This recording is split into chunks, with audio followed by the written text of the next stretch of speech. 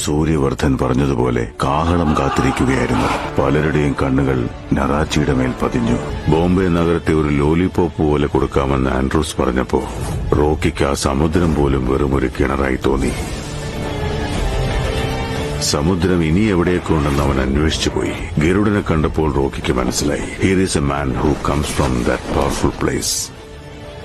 നല്ലൊരു അവസരം കിട്ടിയെങ്കിലും അവനെ തീർത്തില്ല, വിട്ടുകളഞ്ഞു. KGF-നെ നേടാൻ അവനൊരു സൈന്യത്തെ ആവശ്യമുണ്ടായിരുന്നു. അതുകൊണ്ടാണ് റോക്കി എല്ലാവരുടെയും മുന്നിൽ വെച്ച് ഗരുഡനെ കൊന്നിട്ട് കണ്ടുനിന്നവരുടെ ഒക്കെ മനസ്സിൽ ധൈര്യം നിറച്ച് അവരെയെല്ലാം സൈനികരാക്കി മാറ്റിയത്. പോയി കൊല്ലടാ അവനെ.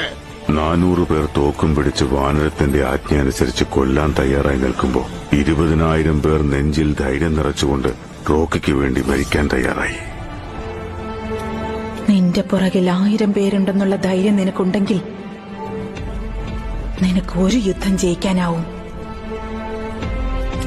എന്നാൽ നീ മുന്നിൽ നിൽക്കുന്നു എന്ന ധൈര്യം പുറകിൽ നിൽക്കുന്ന 1000 പേർക്കുണ്ടായാൽ